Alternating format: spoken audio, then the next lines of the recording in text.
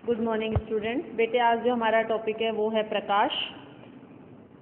ज्ञानेंद्रियों में से दृष्टि एक सबसे महत्वपूर्ण ज्ञानेंद्रिय है। ज्ञानेंद्रिय का मतलब हमारे शरीर के वो अंग जो हमारे आसपास या हमारे शरीर में होने वाले बदलाव की हमें जानकारी देते हैं। तो हमारे शरीर में 5 ज्ञानेंद्रियां हैं हमारी: आँख, नाक, कान, जीभ, त्वचा। ये पांचों अंग हमें हमारे आसपास या हमारे शरीर में जो भी बदलाव आ रहा है, जो भी चेंज आ रहा है, उन सब के बारे में हमें बताते हैं।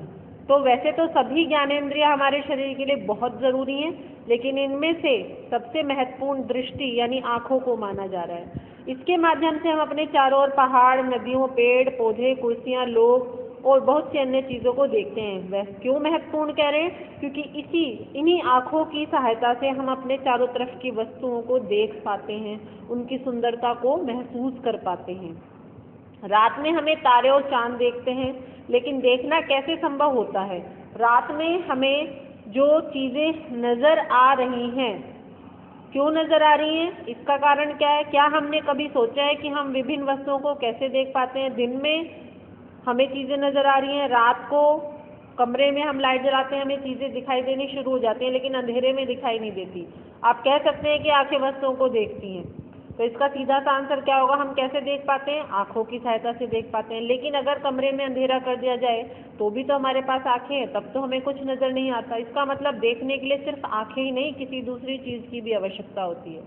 क्या आप अंधेरे कमरे में किसी वस्तु को देख पाते हैं? इसका अर्थ है कि केवल आँखें भी किसी भी वस्तु को देखने के लिए आवश्यक नहीं है, बल्कि यह केवल तब होता है जब प्रकाश किसी वस्तु से टकराकर हमारी आंखों में प्रवेश करता है। तो अभी अभी जो मैंने आपको बताया कि देखने के लिए सिर्फ आंखों की जरूरत नहीं, बल्कि किसी दूसरी वस्तु की भी आवश्यकता होती है। वो दूसरा वस्तु क्या है? प्रकाश। अंधेरे कमरे में हमें चीज़ें क्यों नहीं नजर आ रही? क्योंकि वहाँ पर प्रकाश नहीं है। लेकिन अगर हम लाइट जला दें तो हमें दिखाई देना शुरू हो जाता है। हम वस्तुओं को कैसे देख पाते हैं? प्रकाश किसी वस्तु से या तो उत्सर्जित होता है या फिर परावर्तित होता है। उत्सर्जित का मतलब निकलना। 2 तरह की चीज़ें हमारे आसपास। वो वस्तुएं जो प्रकाश देती हैं, जैसे कि सूरज है, ट्यूबलाइट है, बल्ब है, कैंडल है, लैंप है, ये सब क्या करती हैं? ये सब वस्तुएं प्रकाश को देती हैं। और कुछ ऐसी वस्तुएं हैं जो प्रकाश को देती नहीं है, लेकिन फिर भी दिखाई देती हैं, क्योंकि वो प्रकाश को परावर्तित करती हैं। परावर्तित करने का मतलब जब वस्तु पर प्रकाश पड़ता है तो वो उससे टकराकर प्रकाश वापस मुड़ जाता है। इसको परावर्तन कहते हैं। एक दर्पण अपने ऊपर पड़ने वाले प्रकाश की दिशा को बदल देता है। क्या आप बता सकते हैं कि किसी सतह पर पड़ने वाला प्रकाश किसी दिशा में परिवर्तित होता है? चलिए हम इसका पता लगाते हैं। सॉरी।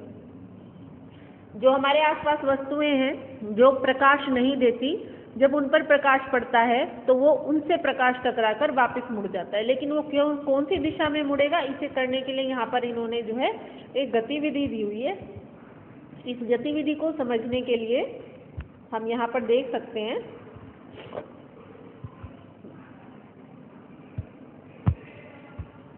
देखो यहाँ पर ये चित्र दिया हुआ है। मान लेते हैं ये कोई वस्तु है, कंघी है या कुछ भी ऐसी दीवार है।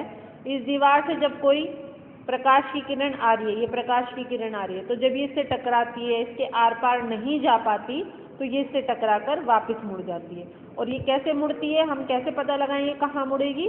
देखो, अगर हम इस वस्तु पर कोई 90 डिग्री पर कोण बनाते हैं, तो ये एक सीधी लाइन खींच दी हमने, तो ये जो आने वाली किरण है और इस अभिलंब के बीच में जो कोण बनता है, वो जाने वाली यानी परावर्तित किरण और इस अभिलंब के बीच में बनने वाले कोण के बराबर होता है। इस तरह से वो परिवर्तित हो जाती है। यहाँ पर मैंने जो भी चीज़ें बोली हैं, आपतित किरण यानी कि किसी भी पृष्ठ पर आने वाली किरण, परावर्तित किरण यानी किसी पृष्ठ पर टकराकर वापस जाने वाली किरण, अभिलंब का मतलब कि जिस वस्तु पर प्रकाश आया है उस बिंदु पर अगर हम 90 डिग्री का कोण बना दें तो उसको अभिलंब कहते हैं।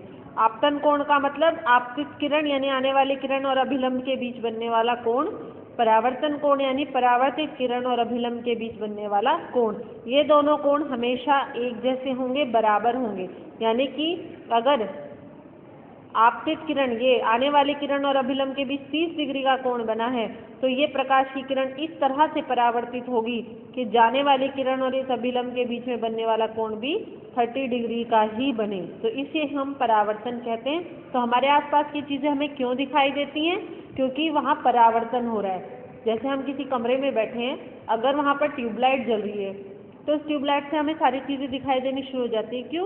क्योंकि ट्यूबलाइट से जो प्रकाश निकला है वो प्रकाश वस्तुओं से टकराकर हमारी आंखों में प्रवेश करता है, और जब वो हमारी आंखों में आता है तो हमें आसपास की चीज़ें दिखाई देनी शुरू हो जाती हैं।